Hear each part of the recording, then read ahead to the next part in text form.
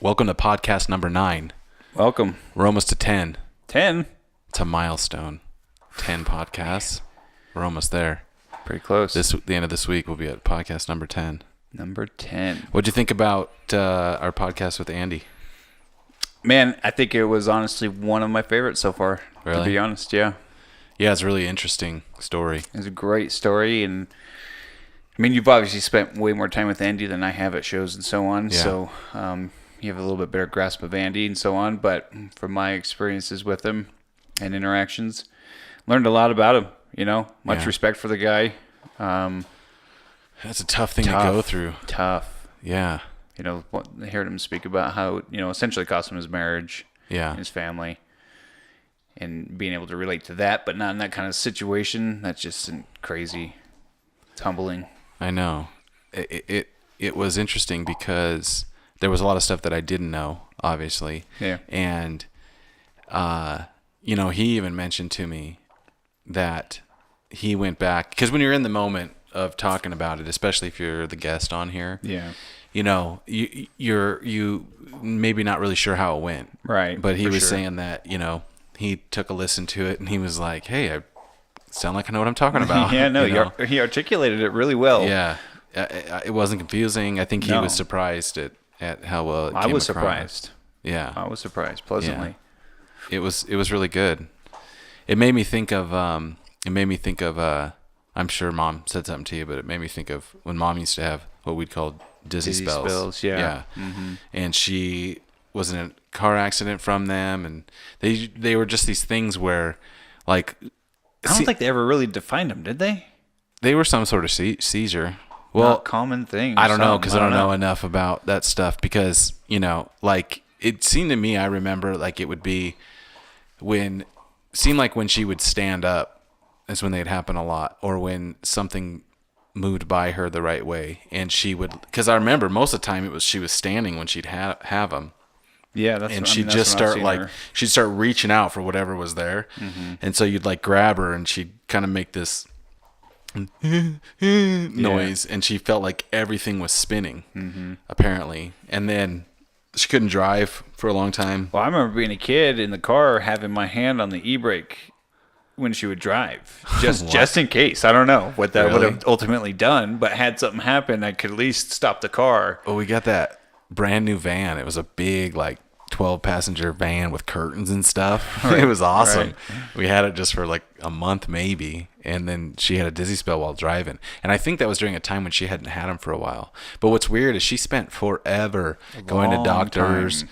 And we lived in Arizona. She would go to doctors and stuff, and they would try to, diagnose the problem and whatnot.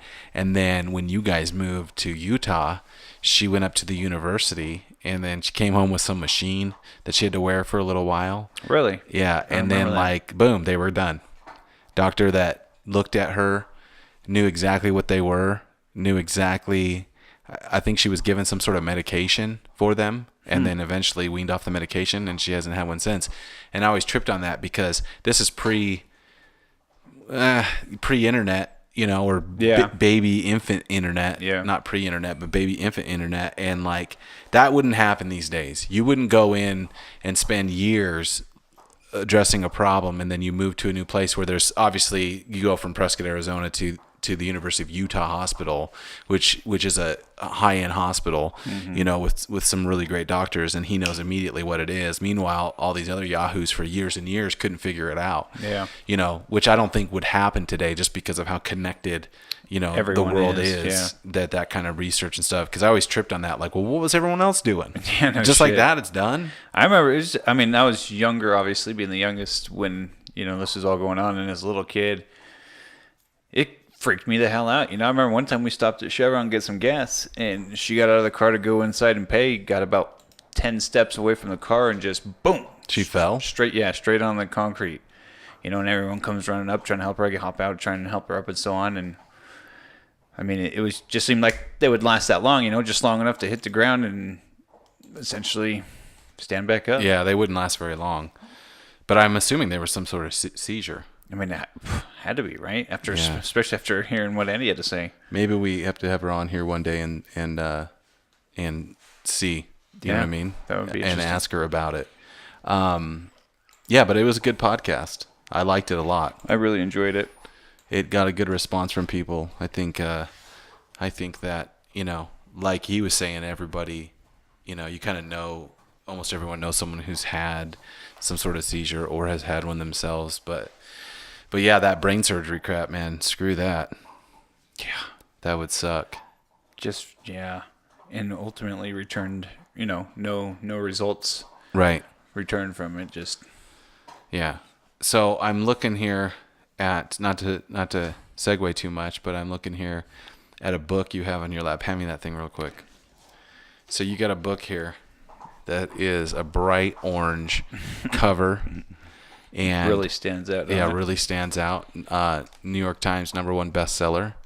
It is called The Subtle Art of Not Giving a Fuck, a counterintuitive approach to living a good life by Mark Manson. So I've noticed you carrying this book around for a while, and no, dude, that guy's too young. I know he is pretty That young. guy's too looking, young ain't he? for me to listen to what he's got to say. Yeah. Well, Just kidding. I'm looking at the cover, the inside picture of the author. He is a star blogger with more than 2 million readers. He lives in New York City. So what's the book about, man? Because I'm kind of interested. I think I might want to read this. You should. When I get a book I'm into, I'll typically jam through it in a day or two, and Right. then highlight as I go, and then revisit it. A little more in depth, which I have yet to do. But I mean, basically, it pretty much lays it straight out in the title title. of the thing. So this is about life in general and dealing with people and all that stuff, right? Yeah, just covers all sorts of scopes. So we thought it might be kind of a cool idea. Before we started the podcast, we were kind of thinking about this, and I know that you take notes on the book that you're reading, and maybe like take little excerpts out of the book and little quotes and stuff. So, because it's right up our alley anyway, of what we sit and talk about anyway. So True, it'd be kind of cool to like maybe have you read some of the ones that have got your attention a little bit more, and we can maybe go into depth of what our interpretation of that is, whether we agree or disagree or what. Sure, yeah. Let me.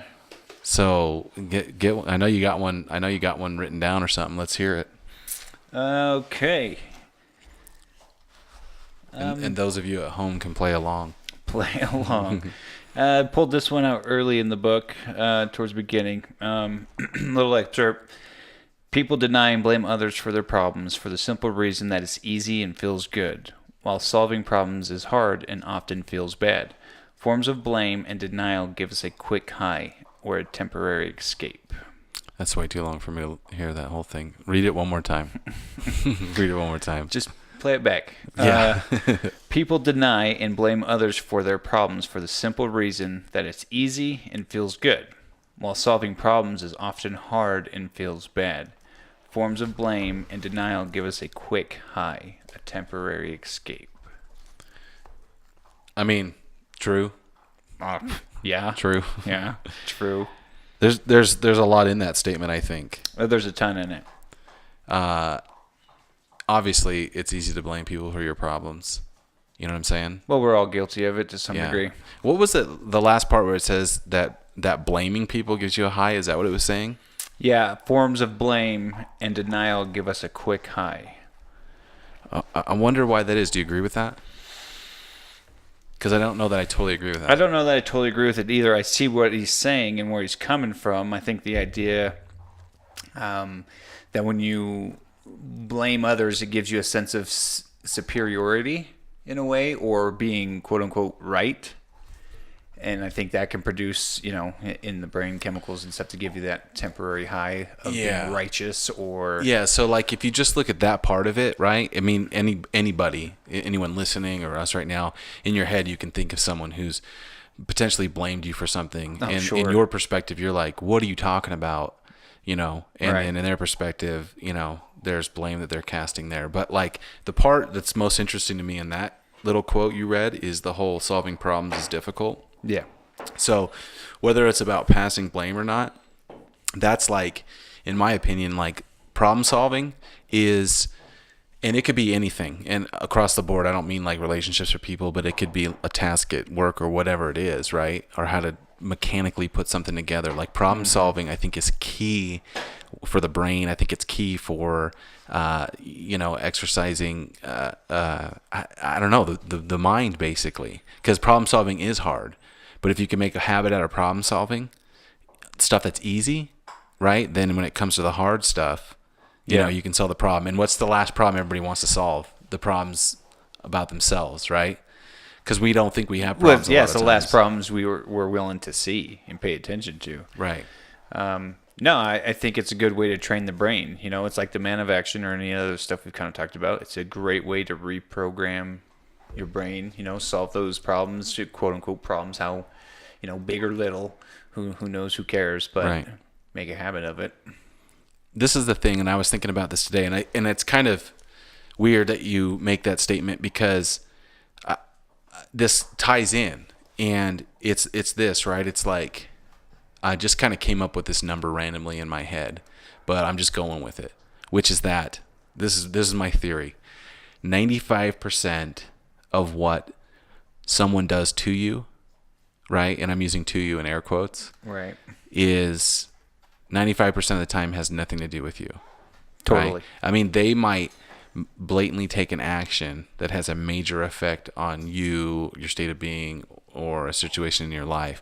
But really what's driving that action they've taken 95% of the time it isn't really about what the situation is, right? And so if you're in that position where someone wrongs you, okay, and you go by that 95% rule, and again, I'm just pulling that out of my ass. I'm just making that up.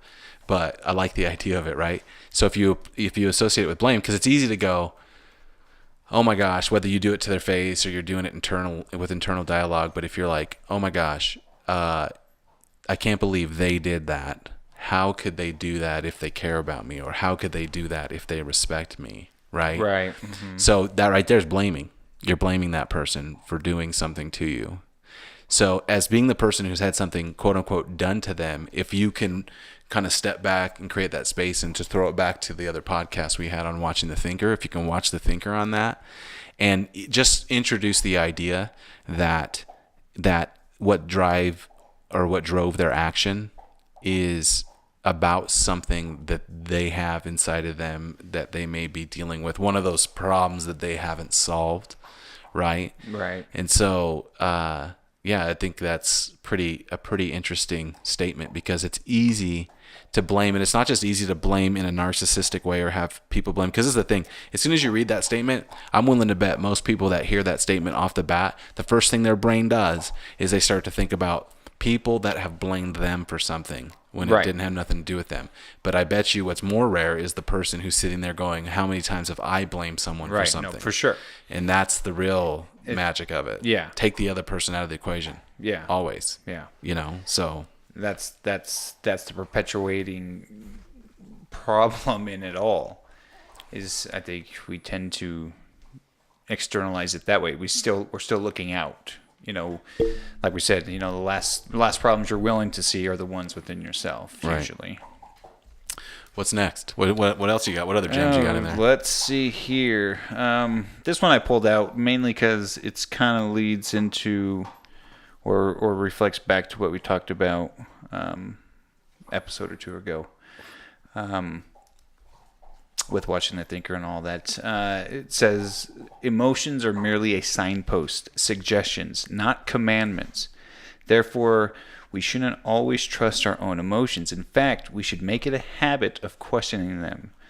But there are those people who are over-identified with their emotions, and because of which everything is justified for no other reason than they feel it. Air quotes again. Well, yeah, we've talked about that a few times. Yeah. I mean,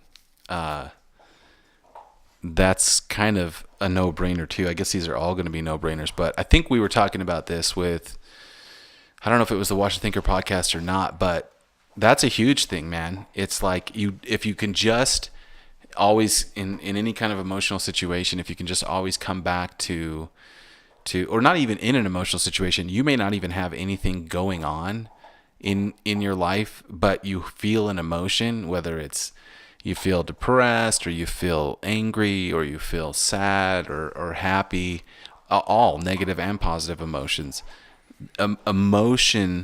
Your emotions, in my opinion, are like a guidance system. So if you're feeling shitty about life or your job or something, it's just your being's kind of way of telling you you're not moving in the right direction. Well, But see, that's the thing is people easily just blame everything. Well, that's because look at the society we live in nowadays. The participation trophy, it's all about everyone's feelings, and you can't hurt anybody's feelings. And so, as a society, I feel like we're over-identified with people's feelings to begin with. Yeah, it's retarded. Which, yeah. You can't say that word, by the way. What? Retarded. I just said retarded. You said retarded? I know. You can't say that word anymore. You're going to hurt someone's feelings. Yeah, I mean, it's true. I mean, obviously, you don't want to be rude to people. Well, of course not. You want to be a decent human being. But when we're always worried about hurting people's feelings, I think it makes it harder for progress to be made. You know? For sure. I mean, you got to be willing to be honest. Yeah. And you can be honest without crushing somebody's, Right. Well, this is the thing. It's like that whole statement, right? It's like these last two statements. This is something that like I like. It's by no means easy to do, but it's something that keeps crossing my mind from time to time, which is that, like in those two statements, just make them all about you, right? Remove other people from both those equations. Anything your emotions feel, remove other people from it, right? Like you're the only person on the planet in a way. Just do that exercise for a second because they're like a guidance system, right? And you've got to question your emotions. It's just about creating that space, just creating the space between the emotion and how you feel and what you think about it and how you react to that emotion. Just give it a second and see. I don't know. Our whole worlds are lived internally. They are our own perspectives, our own thoughts, our own emotions.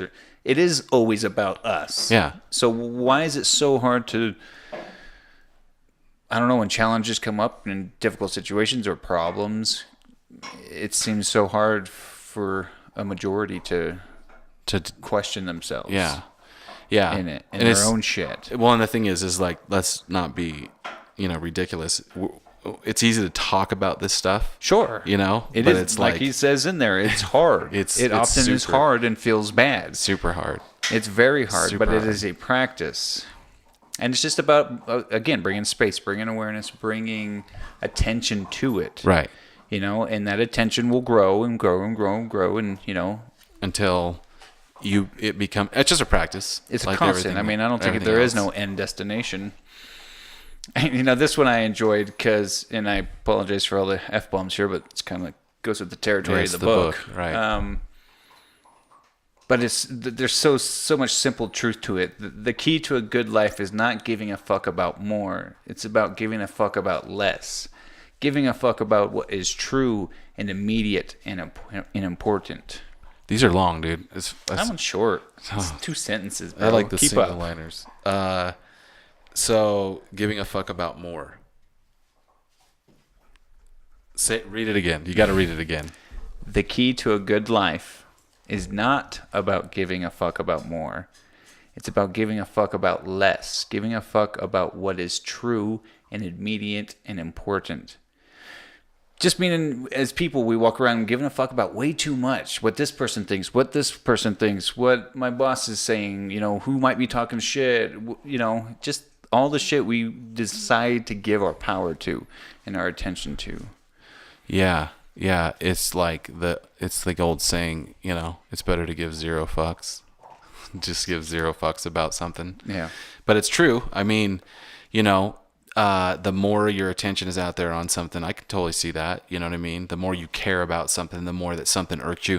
I personally, everyone's guilty of it, whether it's in traffic or you're at a restaurant or at a grocery store and you're around other people you don't know. But like I think we all know people that it's like intense. Like it's this total stranger over there doing something unrelated, has no effect on you or that person. but they have to make a comment. Yeah. They have to make a comment about it. It's like it bothers them, even though it has no personal effect on them. Why is that? Why are we wired, or why are some people wired to see, a person in the store thumping a cantaloupe a certain way, and it can irritate somebody else? I don't know. Like, why even pay attention to it? I don't know. I really don't. We need someone It's a on here baffling that question. irritates. You know what I mean? But I'm trying to think, like, is there certain things that irritate me at a distance? But it's like you don't really care too much about, or try and give no fucks about what other people are doing, unless it's directly impacting you or something like that. Sure. Yeah, man, I don't honestly know what that is, and I don't know. Yeah. I always kind of trip on it. I catch it a lot with a lot of people. I don't know. Yeah. And maybe that's my thing, is because I've been with people and you're out and that situation happens and I'm going, why do you care? Why does it bother you? And I think the easy answer is, or maybe it's not so easy, or the answer that's easy in my head is that you're always like, usually it's a reflection inside of you. Yeah. That Agreed. is the reason that it's irritating to you, or that it bothers you, or that it strikes you the wrong way, or something like that. Right. So, but it's somehow fucking with your world. Whatever it is. Yeah. Yeah. But if you pay attention to less, because I think there's something interesting in that statement. If you care less, right, about things, that could be in some ways interpreted as a negative thing. Oh, I'm sure some Caring people less would. about things. No. But really, caring less about things, it's like the Jedi, right? It's like Buddhism, right? It's like being able to let go of both the good and the bad. This too Right. shall pass, kind of stuff. Right. So we got any other gems in there? Boy, let's see if there's any other gems hiding in here. I found this one interesting. Just sweet, short and sweet, but it quotes out is that when a person has no problems, the mind will automatically find ways to invent some. True. Oh, True. yeah. Man, that's shared pretty experience, for sure. That's pretty poignant. When you have no problems, the mind find ways to invent problems. Mm-hmm. Yeah, I mean, that can speak to things as deep as like, depression and anxiety and stuff like that, where really nothing's wrong, and that's the whole now movement, is that in the moment there are no problems, which is in its essence a true statement, but very, very difficult to, I think, wrap your head around, or to actually implement that. Yeah. But I mean, you'll see that all the time. I've personally experienced that in relationships. You'll be in a relationship and things are good or whatever, but then there's like, for whatever reason, myself or the person I'm with, you create issues. It gives you something to do. It gives you purpose. And That's true, man. I've always been a firm believer that as humans, we need purpose. And I think, obviously that's what's driven, economies and technological advances and so on. But even to the base level of your job, if you don't feel like your job is giving you purpose, you hate your job. Yeah. Plain and simple. Well, that's a definite. You've got to have purpose. And I think finding something to argue about when there is nothing now gives you purpose. I'll take it even deeper. I mean, this will speak a little bit to my psyche, which, maybe this is what we've had some listeners want to know a little bit more about us, Right. Which is a little bit hard to sit here and talk about ourselves, I think. But, for me, you go through times in life where there might be chaos. Someone close to you might be in crisis, and that crisis obviously spills over and has effect, especially if you live with that person or you're close to that person and it's a significant other, or it's a son or a daughter or a parent or whatever. But I personally have found, and it's a shitty thing to realize, and but when the crisis can be so prevalent that you're dealing with it all the time, or what feels like all the time. Then when the crisis is over, you start to feel like something's wrong. I start to feel like, what do I do now? I don't really realize what's happening, but what is happening in retrospect is that when the crisis is over, I'm not there to be the rock and to be the problem solver.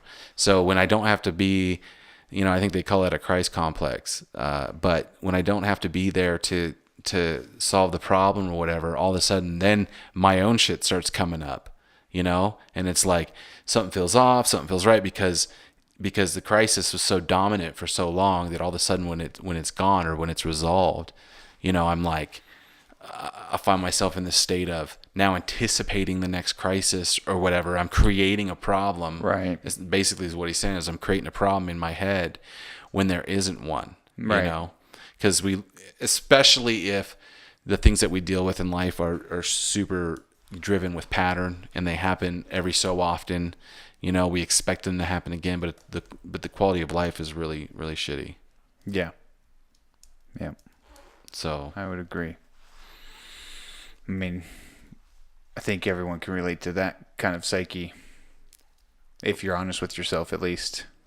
well, and that's the hard part, is to do exactly what that's talking about, and to realize that, that it's try to avoid creating problems when there are none. Because some people thrive on that. The ego thrives on the chaos. It thrives on conflict. It thrives on whatever. And if you're entrenched in ego a lot, then it's just what state you're in. People get, and again, it ties back into modern society. I feel like with the age of entertainment and everything being at the click of a button, it keeps people from getting bored. People hate being bored, and when especially in a relationship, or in close relationships, when things are okay, people feel bored, feel complacent, feel like it isn't fresh. There isn't, I don't know what it is. Well, we've all seen like relationships, I mean, especially on television, in reality TV, that thrive on the drama. Oh, for sure. It's addictive. Yeah, it is an addiction. Because it's high levels of emotion, it's endorphins, it's things like that. So what else you got? I don't know. You got your nose buried in that book there. So Yeah, sorry. I'm kind of losing here. This was just short and sweet, and this just ties right back to the last one in the last podcast again. Pain teaches us what to pay attention to. pain teaches us what to pay attention to. Mm-hmm. What do you think of that? Yeah. I mean, it's back to the signpost thing. I think, paying attention to your emotions, which pain is just an emotion. Right. Ultimately, physically or mentally, Right. all the same. Yeah, it's all connected. But you got to be able to read between the lines, I think, to some degree. That exactly what you are feeling, what is causing you pain, may not be, you need to get rid of that pain. You need to, it's just a signpost letting you know, hey, something's off here. Something's not working. Something's not working for you. Yeah, that's the thing. It's that separation of going, oh, this is an emotion that I have no control over, which in part is somewhat true, but it's also that signpost that says, okay, turn the boat this way, turn the boat away from this, and see if that emotion or that pain starts to change or to diminish a little bit, but Right. I mean, that's the thing, is a lot of times we're just not willing to do what it takes to make those changes, to try to get away from the pain, especially if the pain's something that we're addicted to or we're so used to that when it's not there, we're like, oh shit, what's my purpose? What do I do? All that good stuff. You know what I mean? No, I feel like there's a ton of truth in that. I mean, think about that statement, pay attention. And I'm sure I'm regurgitating this from somewhere, but pay attention, right? Like if you look at pay as in pay, like a monetary thing, Right. When you pay attention to something, there's a cost to it, right? You're actually making a withdrawal of your attention in a way. I don't know if that totally makes sense, but the things that you have to pay attention to cost you something. whether it's time, whether it's just your, your energy or emotional state. Costs you a bit of your ego. Will cost you, or your essence. I mean, it can, Vice versa. Yeah. Yeah. That's why you've got to try to find balance in all stuff. Of course, then again, I really don't know what the hell I'm talking about. So, these are all just the ravings of a madman. But yeah, I think that's a pretty cool concept for a book, Have you finished it yet? I have finished the book, yes. I jammed through it in a day and a half. It caught my attention, and so I was just enthralled with it and just jammed through. But when I find when I do that, though, I don't retain as much information as I would like. So that's why I usually will highlight along the way and then go back the next week and just slowly kind of reread a few chapters or selected items out of it. Yeah. Which I've, like I said, yet to do all the way through again. Just try to take time to digest it. And that's the thing too, like, because I know just from experience and books that we've passed back and forth, like you're an underliner and a highlighter and a note taker when it comes to the books you're reading and stuff like that. And what's kind of cool with doing that is when you come back to a book, you crack a book open, you have it opened up for a few years, and you either go through your notes or you look at parts you've highlighted, and you notice how your perspective has changed on it. Yeah, no, that's one of my favorite things to do is sit the book on the shelf, and 6 months, a year down the road, you just pick it up and flip through to those notes you once put. Yeah. And I'll even sometimes handwrite notes in the margin if it's I do something that hit me pretty good. I nerd out about that sometimes. Yeah. But it's cool to go back. It reminds me, crazy story. I wish I had it still. I believe when I was a senior in English class, we wrote ourselves a letter based off of our current situation and what was happening in our lives and how we felt and all that kind of shit, right? And the English teacher, I think it was Miss Stromberg, nicest lady, said, I will mail these out to you in like 10 years or something. Yeah. Forever. And sure as shit, I remember getting that thing in the mail one day. It was just blown away at how your perspective changes. But in the moments, it feels so you, and you're so identified with it. Yeah. Which just goes to show you, who knows, some shit you're giving a fuck about right now, you may not give a fuck about in a week. No. Or a month or a year. That's the thing, is we're not static beings. No. I mean, it's like even you meet a guy who's 70 years old, right? It's really, unless that person is intentionally a stagnant person, you really aren't going to be dealing with the same person at 70 as you were at 75. Even that late in life, you change a lot. That's a funny story because I had a teacher do that, but it was a little bit shorter time frame. It was my freshman year. It was an English teacher that had us write letters.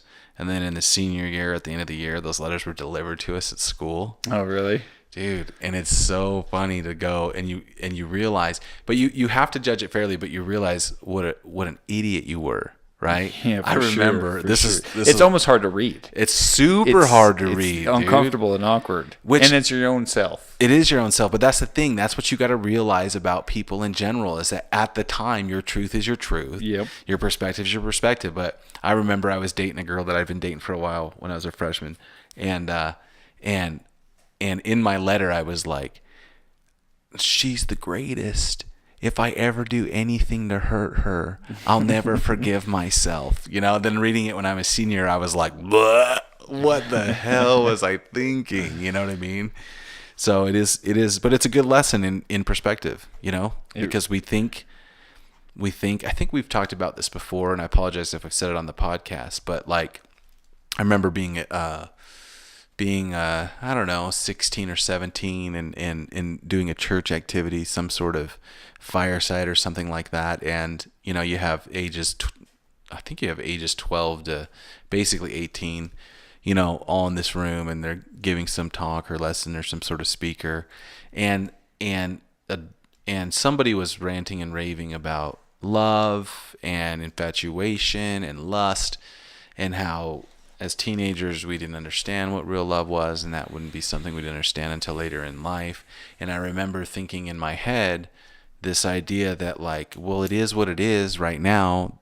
If I define this emotion as love, that's the most I have ever felt it in its that's what I've experienced the most of it. So that is a truth in that. You know, it's not true to the perspective of someone who has children or is an adult looking back at a dumb teenager. And it's true. You know, I can look at, you know, my teenage kids and go, you know, you don't understand what this emotion really is. But to them, it's very real and very powerful. Well, sure. Obviously. And even more liberating, like the notes, is realizing that definition you've just stuck it with will change Over time. For Right. sure. Through experience, through, you know, all that information. And honestly, you want it to change. Well, sure, you want it to constantly be changing. I mean, But we always think backwards. We never think forwards. We never apply that forwards, right? It's like the simple it's analogy. hindsight, like we always talk about. It's so dumb. It's so dumb though. Why? I think the world would be a better place if more people thought forward. And I'm talking all the way around. It's no different than like back in the day when people on this planet used to look at the sun and the moon as if they were deities, that they were gods, and that was their truth, right? You know, 1,000 years goes by, and you know, man looks back and go, oh, what idiots they were to think that the moon was a goddess, you know? And especially through science, excuse me, that stuff changes all the time. And so, but we never think of that forward. We never think, oh, my perspective now is going to be so different in 10 years. I wonder what it'll be like. It's just so hard to do that, you know? So Right. Hindsight is 2020. Always is. I was just sorry. I got distracted there. I just flipped to this page that I had written in the margin on another kind of more of what we had said, but it's just one of those things that just rings so much truth to it. It says, the more we choose to accept responsibility in our lives, the more power we will exercise over our lives. Accepting responsibility for our problems is thus the first step to solving them. Because we were talking about, you know, problem solving and so on. It's so hard to do for people, for me too, myself included. And it's, again, like watching The Thinker, the hopefully the more you practice it, the shorter that gap between the action and the realization shortens Yeah. over time.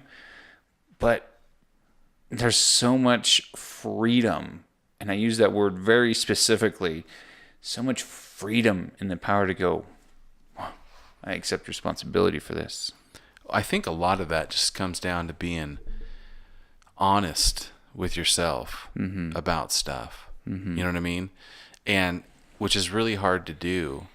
And I don't know, like, and just accepting, you know, you always want to push yourself to be a better person and to not use the excuse, oh, that's just how I am, you know. But there are certain things, if it's what you're choosing to be, you know, whether it's, you know, the idea, I look at it like this, right? It's like people that, I used to be kind of judgmental of people that I either met or heard on a, you know, podcast or whatever, who talk about never wanting to have kids, right? That kids are stupid and having kids is just a dumb thing to do and whatnot, you know. But it's weird because everyone has their own truth in how they view life and view the world. But when you're honest with yourself about, you know, it's like we know somebody and eventually we'll have him on the podcast, but like one of my favorite things about him in the last couple years is like his perspective on relationships has changed. And he's just like, I just don't make a good boyfriend, you know? Right. I wouldn't be a good husband because of X, Y, and Z, because I enjoy this in my life and that in my life. And those things don't really jive with being a good boyfriend or a good husband. And I'm like, there's a ton of empowerment and honesty in that. No, exactly.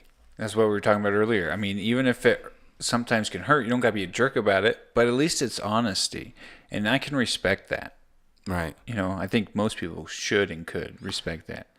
Well, yeah, I mean, and again, I think it comes back to being honest with yourself. Right.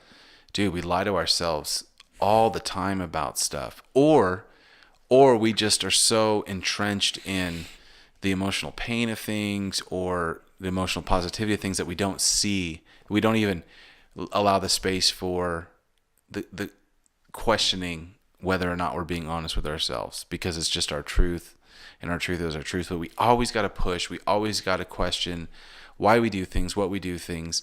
You know, I had a conversation recently with somebody, and I asked the question, well, why? And the response was, I don't know why. I don't know why. I don't want to do this, or I don't want to be like that, but I don't know why. And it seems really simple. Well, figure out why and address that issue, and then you'll have an easier time not being that way, or you'll spend less time being that way. It's just like everything else. I mean, you'll hear it in motivational speeches, you'll hear it in a lot of different formats, but the why, figuring out your why, whether that's a negative or a positive thing, I think is probably one of the hardest things for people to do, is to figure out their why. Well, and this is the thing, like, it's the kite strings things, right? Yeah. I think people as Because adults, it takes too much work. It's too hard. yeah, it's too hard. But also, I think there's this, I notice it myself and I see it in other people. There's this big wall between childhood and adulthood mentally, right? And the reason when why do you do that, or why do you feel this way? And they say, I don't know. It's because whatever caused the why when they were a kid and formed them, right? And conditioned them that way has been so stuck way back in the filing cabinet that it's not even, it's in the closet with the light off in the third drawer down in the back. It's not even there. So even going, it's somewhere back there. I just noticed, it's a lot of times it's real easy to, especially when you are emotionally struggling in life, or you're struggling with addiction, or you're struggling with whatever it is, sometimes it's really hard to get past the immediate time bubble. And what I mean by that is like the last year, or the last 6 months, or the last whatever. Like I personally have done it, and I've interacted with people where it's like people's perception of time is so different. Oh, yeah. You know what I mean? And it's like, oh, I've been doing this I haven't done that in a while. Well, what's a while? 6 months? I mean, to me, 6 months isn't a while, right? When you're talking the grand scheme of even just a long-term relationship, Right. Everything can be boiled back down to relationships, but I just think that, it's that thing, it's that block to the kite string. It's like, where does that come from? And people are so afraid to find out the reason why. Mm-hmm. And a lot of times it's because people don't want,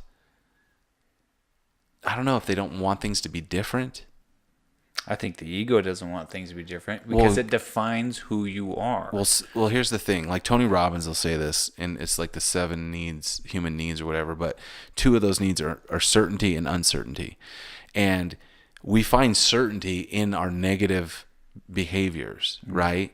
It's like, if I'm this way and it's not the greatest and it causes things to not work in my life, I could try to spend the attention and time to go solve that problem.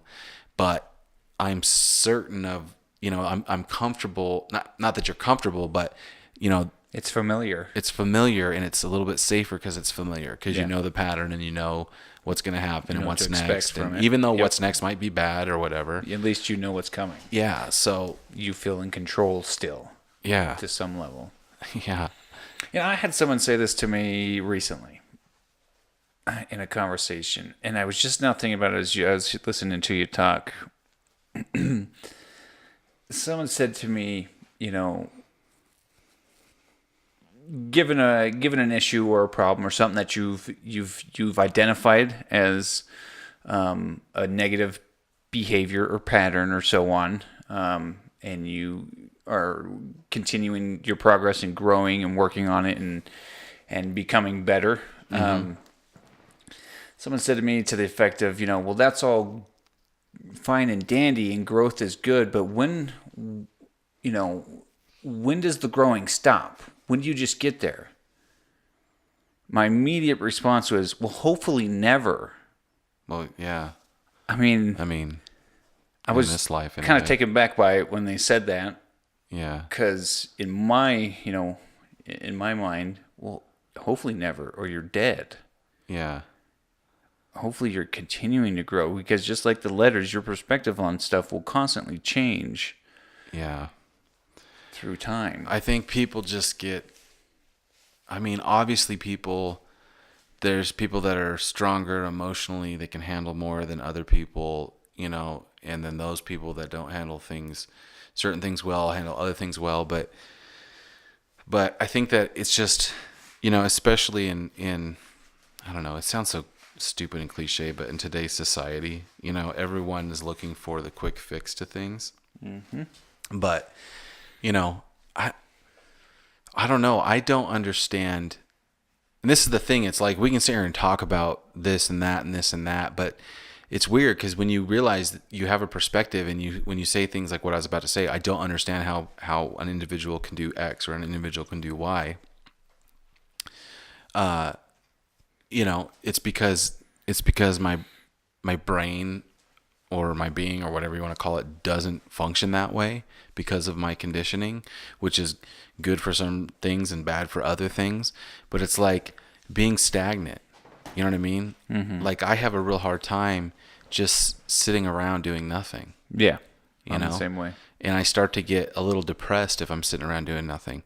That's why I'm not a big fan of vacations. Vacations where it's like, we're going to go relax on the beach or whatever. Like that's cool and all, but like, a case in point, Lexi's family, and I've told this story to you before, but Lexi's family, has a tradition where every couple of years they'll go down to Lake Powell and they'll rent a houseboat or timeshare a houseboat or whatever, and they'll go down there for a week and hang out on Lake Powell.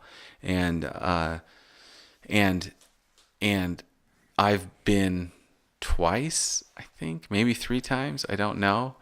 And there's always something goes wrong, whether it's, it's a lot of family shoved on a boat, and it's something they've done forever. And I noticed, with Lexi, what's funny is like she loves Lake Powell and she loves it, or she loves the idea of it, because the kind of times I've been with her, it's been fun at times, but it's also had its intense drama because you're putting a bunch of family members on a damn boat in the middle of the lake in 100+ degree weather.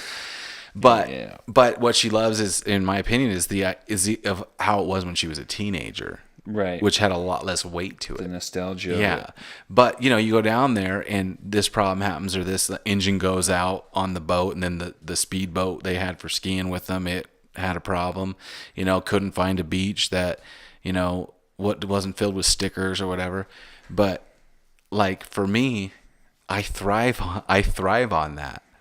You know what I mean? It's like more fun for me to get out on this piece of land, grab a shovel, where where it's more of a hillside and know where to pitch a tent or whatever, and flatten a spot out and dig a fire pit and do all that stuff, because it's something to do, as opposed to just sitting on the boat or sitting, on the beach somewhere. And don't get me wrong, relaxing is great, but at some point, I just want to do something. It's because it's the art of doing, and there's a great satisfaction that comes. Well, it puts you in the now. Yeah.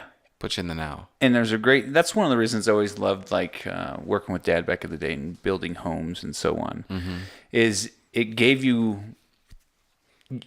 satisfaction to, enjoy the journey again, the joys in the journey type thing. It's the building the G.I. Joe fort, like we talked about before. Right, exactly. It's done, and like, holy shit, look at this thing now.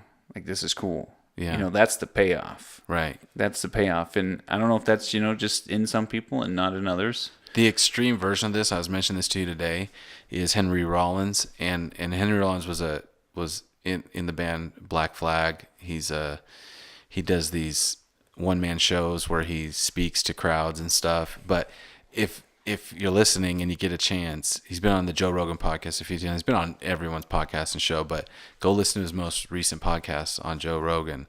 The guy is like, the way he lives his life and the way he looks at how he does things, he never stops moving. He's approaching 60 years old.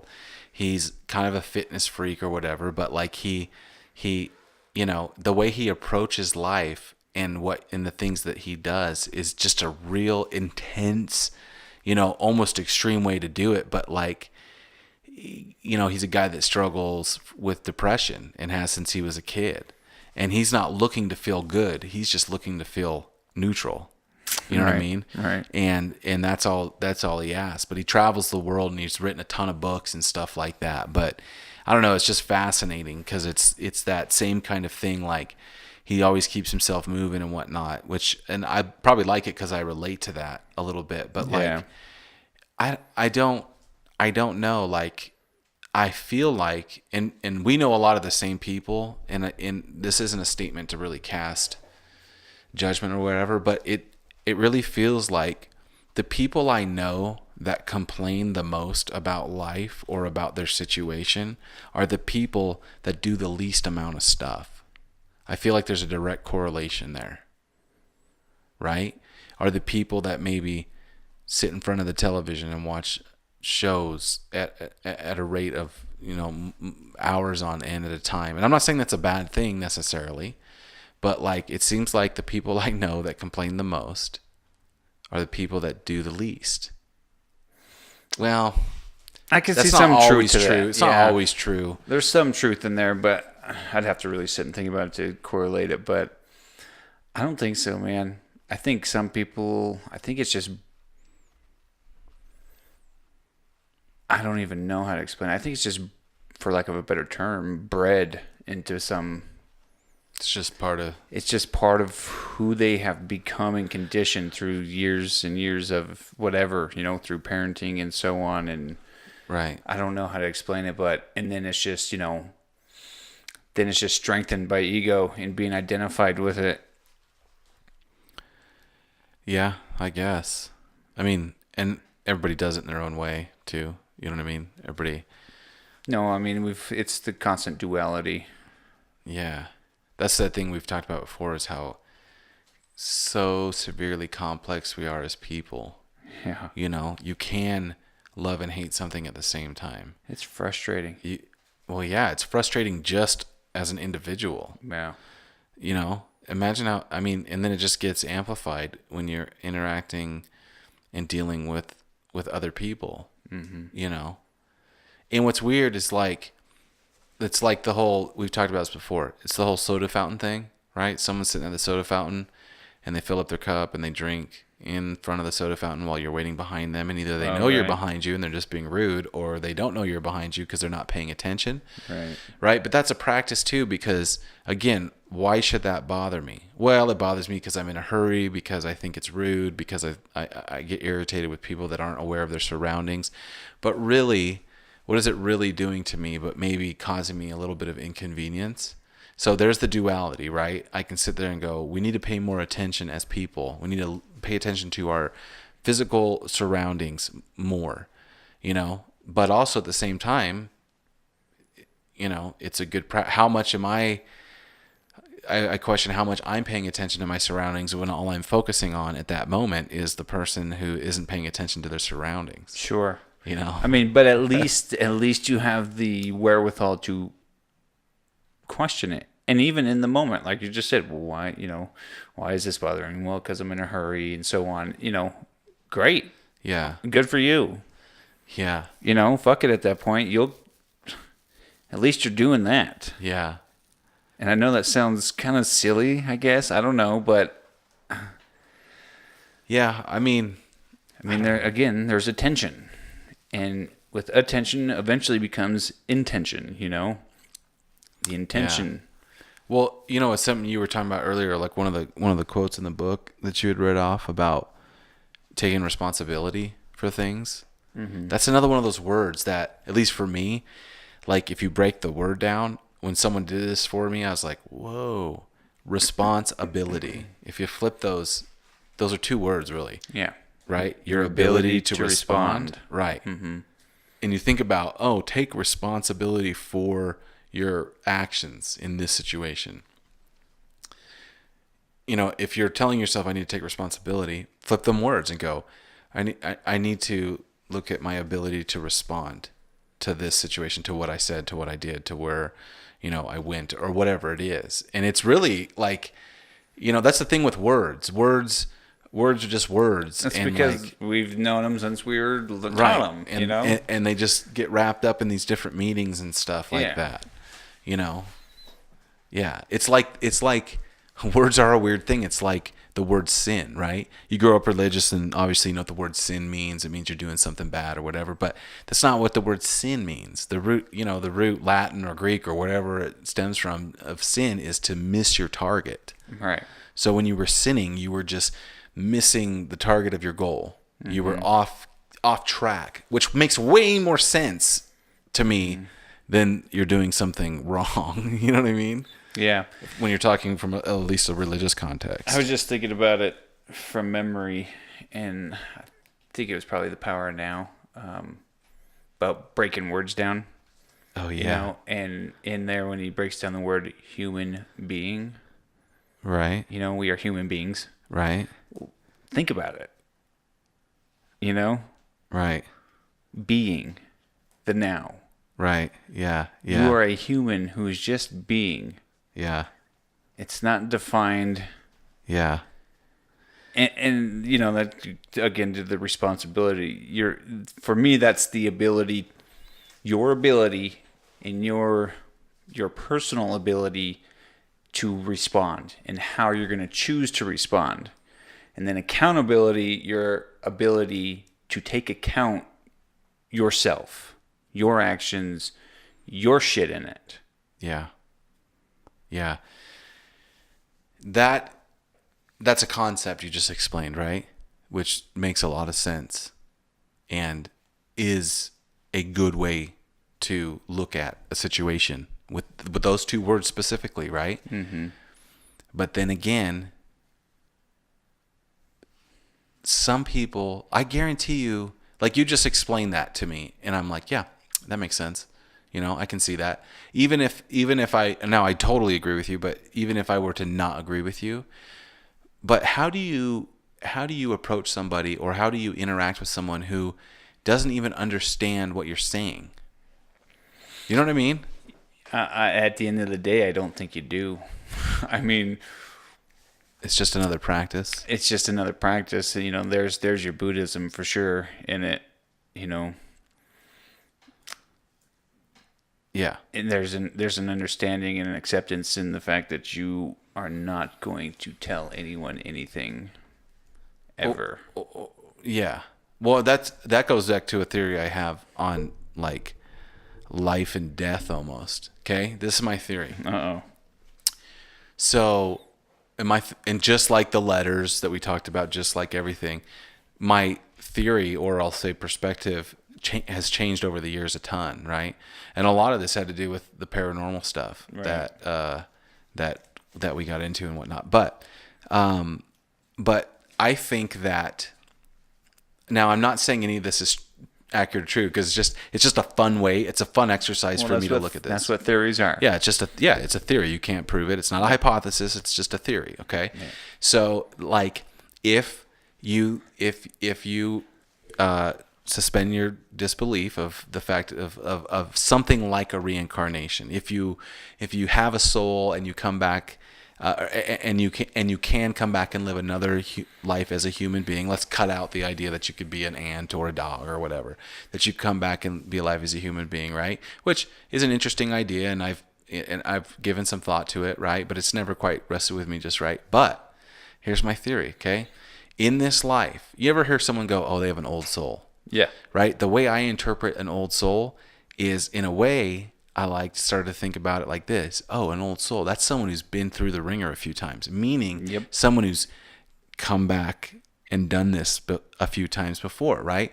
And I think those people in our lives, we know that, they're always in turmoil.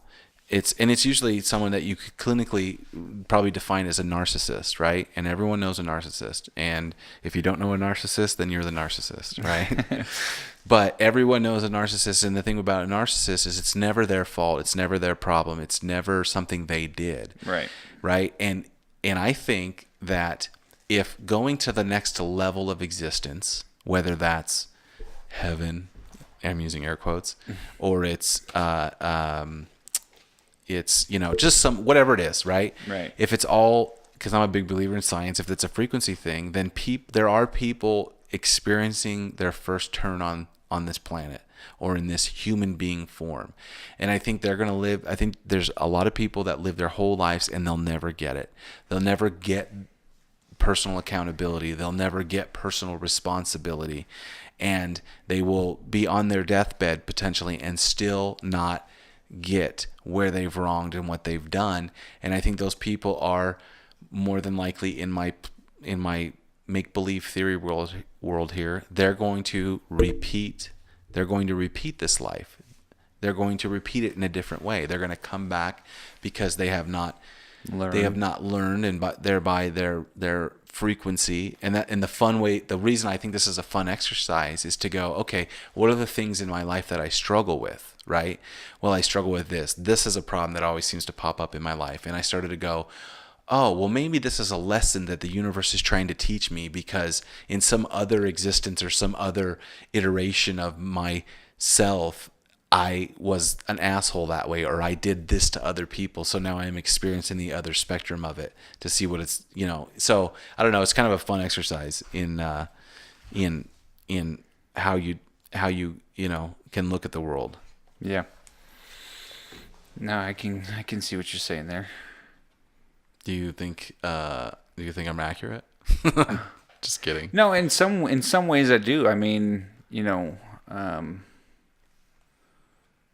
I don't know. I've never really given a whole ton of thought to the idea of reincarnation. Right. To the, I guess, mainstream thought of it, at least. But as far as energy frequencies and energy goes, absolutely. I think it perpetuates and it's redistributed in some other fashion. Well, it's possible. I mean, it's got to be possible, at least. It's got to be possible. I mean, there's some pretty phenomenal. I've read a few different books and whatnot. And there's some pretty phenomenal stories and anecdotal data that supports reincarnation of some degree or something of that nature. Right. So, I mean, there's, major, Eastern religions that, a whole premise of their, culture is based on that idea. So, I don't know. It's a fun exercise. Yeah. Something to play around with, something to do. I thought about it a little bit lately. And not that I'm any science wizard or anything, but with Alicia's passing, our cousin. Yeah, right, at 38 years old. That was a tough day, and I remember leaving from the funeral services at the church up to the graveside services, and just driving by myself, and just had this thought, and questioned, well, why? And why? Not that why at 38 has this beautiful soul been, removed of her physical form? She truly was, one of the kindest, gentlest, forgiving people I've ever met and had the honor of meeting. And so you question why, and if I was a religious person, I'd be, well, why God, why, why are you taking, blah, blah, blah. Not being religious and being spiritual, and just from my own experiences of life and the shit we go through, and I truly believe there's always a lesson to be learned. It seems to me that that's the reoccurring theme to experience is lessons. That we are here to learn something, whatever it may be, and it may be different for everybody. What is different for everybody? And the only resolve I could come to was that she's learned her lessons. Yeah. At an early age. Yeah. Well, I take more of kind of a almost scientific / clinical approach to it, right? Which is this. It's another mental exercise, okay? But I like the concept. People, human beings, and let's just talk about that for a minute. Let's not talk about, again, animals, dogs, cats, whatever. But we are the universe experiencing itself. We are a self-aware universe. Right. So if you look at it like virtual reality, right now, the energy, the universe that is Eric Spencer is got the virtual reality goggles on of Eric Spencer. You know what I mean? A 30 whatever year old white male who's 6'2", right? It's experiencing that. So in the terms of Alicia, the universe was, its role in her virtual reality was to experience what it was like to be her, to grow up the way she did, to be 38, to get cancer, to die, and to pass on. That's the universe experiencing that possibility, Right. that experience, right? Because everyone's experiences are similar, but they're very different as well. And so I like the idea that the universe is this thing that's evolving, and it's creating, and it's experiencing itself, and it's learning like an artificial intelligence. It's learning what it's like to be this person or that person or this in all things. It's learning, it wants to know what it's like to be a daisy, basking in the sunlight. That's kind of the role, not the role, but that's kind of the way I like to look at it. And for me, and it might be just my own way to deal with things like death and loss and stuff, but I kind of find a real peace in it, because and it goes along with what you're saying, that all her lessons were learned. You know what I mean? That was the experience that she, ergo the universe, was meant to have. Right. Was that experience. Right. And you could go even more complex with it and go, this was the experience that her husband was supposed to have and her daughter was supposed to have, which is, could sound a little cold and maybe hard to deal with, but I don't know, it is a real thing. I wasn't able to attend the funeral, but I did go to the viewing, which I was standing in line with you for. Right. And there was a ton of people there. Lots of people. But that whole thing is weird, dude. I was talking with Blake about it. Mm-hmm. And him and I are on the same page. I don't get the point of a viewing. Do you? No. I get it. But I don't get it. I noticed, no, I don't get it either. Never have, other than just the traditional side of things. It's just kind of, again, a learned thing, and then we just perpetuate it without even questioning why sometimes. But yeah, as we were standing in that long, long line, I'm just looking, trying to pay attention. Oh, and this is going to be noticed, interesting. This is going to be interesting if you notice what I noticed. Okay, go. The idea, at least, I think, behind a viewing is for you to see this person and to pay your final respects and to give you a chance for some closure to say goodbye, so on. Yes. That's the idea. That's the idea, but that's not what happens. No. I see these people walk by the casket and not even look in it. Most people don't look. No. Which I can understand to a degree. I can too. As a personal choice, it's maybe too hard for them to handle or whatever. But isn't that the point of being there? Fuck it if it's hard. If that's what you're there for, if you need the closure or whatever it might be. Or, I don't know. It just seemed weird to me that 90% of the people that walked past the casket, I noticed, didn't even look. Yeah. Didn't even pay attention to her. Well, that's why I would pose the question of why have an open casket? Because Blake brought up a good point, right? And he's been to quite a few funerals in his day. Sure. Is very rarely, and I would say that I have to agree with this.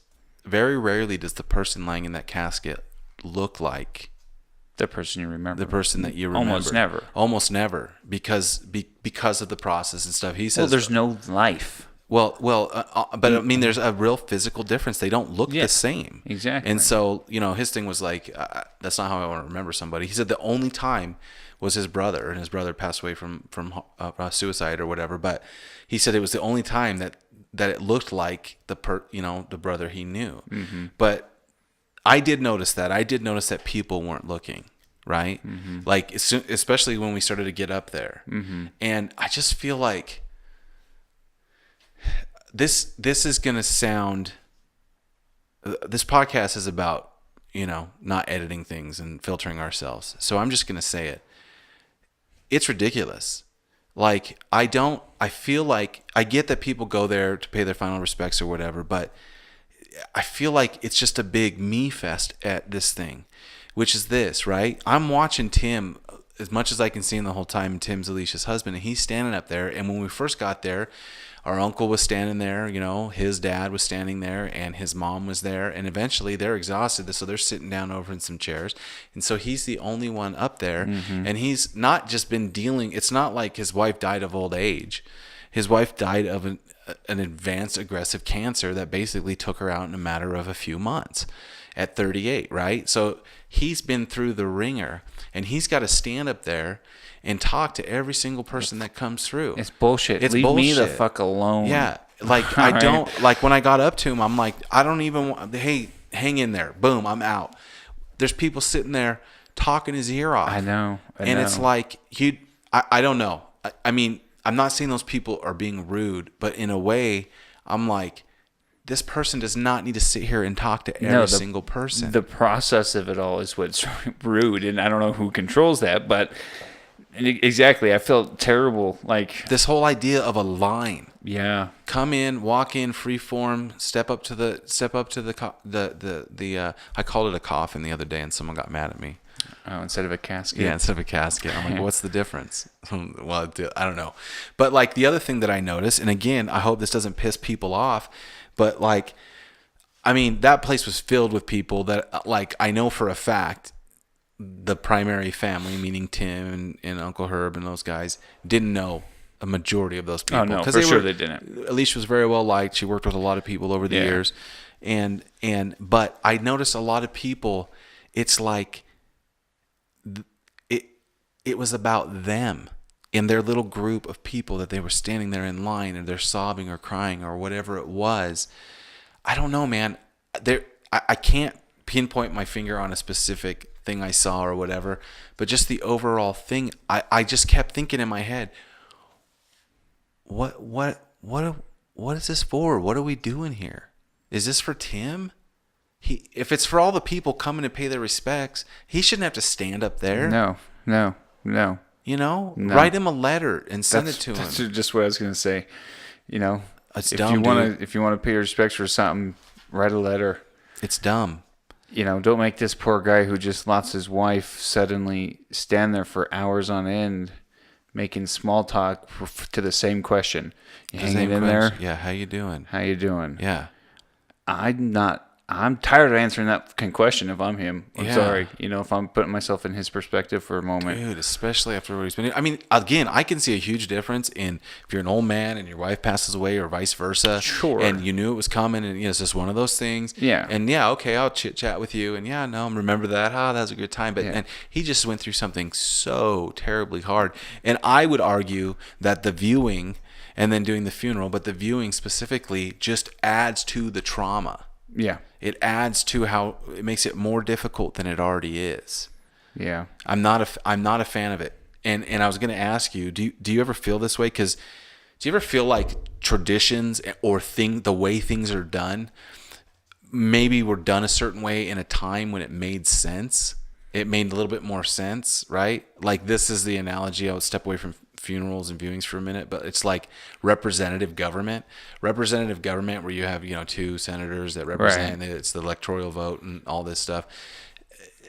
That made sense in a time when people had to ride a horse to go to Washington to carry the votes when of there was their no constituents. When there was no, we don't need that shit anymore, right? No. And I think about that with like funerals and stuff. And I often think about the ritualistic things that we do as a society that have so drastically changed because of how big society's gotten and how technologically advanced we've gotten, and it's changed how we behave as human beings, and then how we behave as human beings don't really fit those situations. That's what I kept thinking about at that viewing. I kept thinking about, dude, because it all stemmed from those pictures that somebody posted on Facebook, Yeah. and how offended my sensibilities were. I was offended. I mean, and so we're not beating around the bush too much. Some pictures were posted on Facebook of our cousin right before she passed that, were posted by someone not in the family, and they were very intimate moments that were captured and then put out there for the world to see. Yeah. and it offended my sensibilities to no end. And everybody I told to it, a third party, was like, well, that's just It's disrespectful. disrespectful. It's rude. It's bullshit. It's about them. It's me again. It's Yes. me. That's what I mean. Like that me culture, that let me see. Now, I'm not saying someone posted that to see how many likes they could get or anything like that, but essentially, that's what you're doing. You don't It's pay attention to me because I'm going through this. something. Right. Right. Well, meanwhile, Tim's not taking pictures and going, here's what I'm going through. Because when you're really going through something, The last thing you want to do is fucking share it in a way, especially something like that, and it's nuts, dude. it is, and it was hard to see, but I'm glad I got to see, Tim get his moment, and I'll try and get there without getting too emotional myself. But What moment do you mean? at the funeral services, before you go into the main hall, the family all meets in a smaller room with the casket. It's open, so family members again can pay their final respects if they choose. No formality to it, nothing. But again, Tim's standing there next to it, and he's, greeting people and hugging and so on and so forth. And they get ready to close it, and they, let everyone know that if you would like to, this is your kind of your final chance, right? So a few people go up and stuff, and I'm standing pretty close. I'm standing behind Tim, essentially, up against the wall, and obviously he's the last one to go, say his goodbyes or whatever. And that moment was devastating. To him? Or to you? Him, and to me, to witness, to see. Especially, I felt bad because he, there's no privacy to it. Granted, this is family, but this is family beyond family, half of which you've never met. In this very intimate moment with your wife, just leaning into that casket, giving her a kiss goodbye before they shut the door for the last time. I don't know. It was just a very surreal, Yeah, man. emotional. Yeah. This is going to be, honestly, that's rough, dude. But like you said, it was didn't you say you're glad he had his moment? Yeah. Yeah. That's tough. Like, in a way, I'm the duality of human beings. I'm like, sorry I missed that, but I'm also, and part of my reflex was like, man, I'm glad I didn't have to see that. You know what I mean? Because that's rough. Yeah. That's rough in this situation. It was really hard. The circumstances of the situation make everything harder.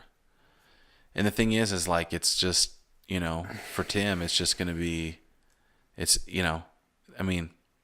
that stuff, there's a lot of hard stuff to come. And there again, it's the balance of life, because there is a flip side to this, which, if you're gonna, Which is what? if you're gonna blame him for the bad, you got to blame him for the good. The old Tony Robbins thing, right? Right. Okay. Where are you going with this? Well, as shitty as it is that he's got to go through this and stand there and go through all these greetings and yada yada yada. The flip side to that coin, that I noticed at least, and that I have personally experienced, is distraction. At least it gives them something different to do than wallow, in a way. Yeah, that's Even though that point is coming. Once this all settles and we are now there, and that silence really hits, and it's time to clean up belongings, and it's time to... Oh, yeah. It's amazing what one person's energy, how empty a home can feel with one person removed. Yeah, or quiet. Quiet, stillness, and What did he tell you about that? Didn't he tell you something about what the hard times were? yeah, So late at night, Yeah. when the fuss of the day is visitors are gone and so on, is that silence, that energy not being there, and I can totally relate to that. That is tough. yeah. Well, especially when it's. I don't know. Do you think there's more closure? People often say this, like, if you're in a long-term relationship and things go sideways, and then all of a sudden you're alone. I think it people- can offer you a very good opportunity for healing. But do you think it's because there's closure on it, it's easier than like a Most- breakup? Absolutely, 100%, without a shadow of a doubt. You do? Absolutely. It's sad. I remember mom and dad always saying, I could never imagine having to experience this much death at your age. But, even directly out of high school, I lost my best friend to suicide. Multiple other classmates to, either accidents, quite a few suicides, experienced a lot of death pretty early on in Yeah. relative terms, I guess. In people close to you and whatnot. Right. Yeah. And, and I can only I'll relate it the best, at least to Josh. Right. Your best friend from high school. Right. You felt closure there? Yes, because you have no other choice. It's almost made for you at that point. There is no hope. There is nothing left. Yeah. It just, the truest form of it is what it is, in a way, Yeah. that you have no other choice but closure. Man. Yeah, And I don't mean that to sound selfish or No, it totally makes sense. take dude. away from Tim in any moment, but even Uncle Herb came up to me in the final viewing with the family. He stood right next to me and he goes, "Pretty shitty." Well, he didn't say shitty because Herb, Yeah, he but don't swear. I'm paraphrasing here. But he's like, "It's pretty crappy, ain't it?" And I'm like, "Yeah, I just couldn't imagine." He actually said, he's like, "I imagine there's some part of you that kind of wishes you were in his spot." Oh yeah, because of your situation. Right. And that, So he wasn't like there's part of you that I can imagine that wishes she was dead. no, but I mean, it was a shocker, that Uncle Herb would say that. Yeah. And I mean, there's so much truth to it. Yeah, it's true. That's so true. That's so true because they say that they say psychologically speaking, because I remember when I went through a divorce and separation and all this years and years and years and years ago, and dude, I was falling asleep at work, and I remember one of the ladies I work with was saying that, they say that psychologically speaking, that going through a divorce is the stress levels that you feel and the depression you feel and all that stuff is only second to losing a child, right? Mm-hmm. As far as what you're going through, or losing a loved one, I guess, be the same, like a wife or something like that. But it's true. There's.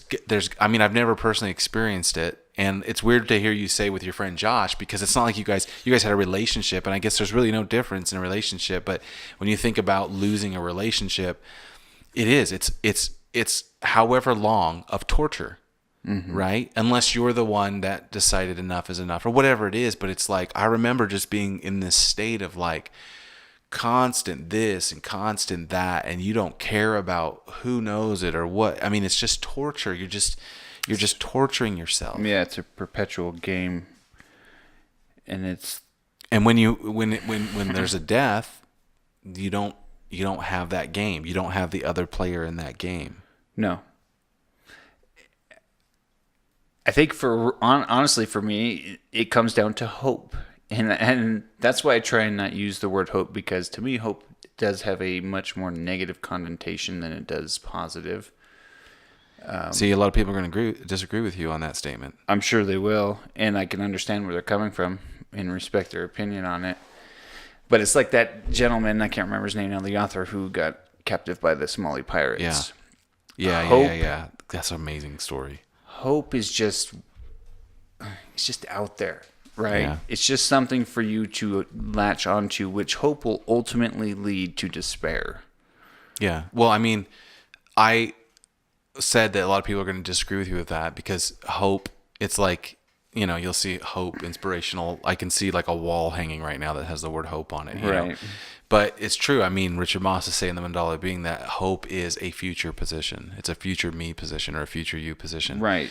It there's no weight in it. No. And like I said, I think it ultimately leads to despair, which then is just a continuous cycle. You'll hit your despair, and then you'll find something to hold on hope for again. Right. And then that hope will soon flee. Right. And you're left with despair again. It goes back. And that's the survival mechanism, and you give up hope. Like that guy did, Yeah. being with the Somali pirates for like 2 years and 8 months. Yeah. Yeah, he stopped. He said he gave up hope because that hope was affecting his mental and emotional state. Had to. He had to let go of hope, which is very counterintuitive in what we think of as like the advice you'd give to someone. Don't give up hope. Don't give up whatever. And I think that there is, like all things, it's a very complex way to go about it. But you're right. Hope is. There's far more peace. Hope takes you out of the now. Yeah. Is all that there's it far is. more peace and acceptance than hope. Wait, say that again. There's far more peace and acceptance than hope. That's did you read that or did you just make that up? I seriously just pulled that one out of my ass, but it makes a lot of sense. I mean, for me, because I know peace is, I think, what we're all somewhat after at the end of the day. Peace in our lives, peace in our financial future, peace of mind, and yeah. Well, maybe that's what we call name the podcast. Say it one more time. There's far more peace and acceptance than hope. I love it. Let's end there. Okay. We've been going forever. Well, works for me. Yeah. All right. Thanks for listening. All right. Bye. Bye.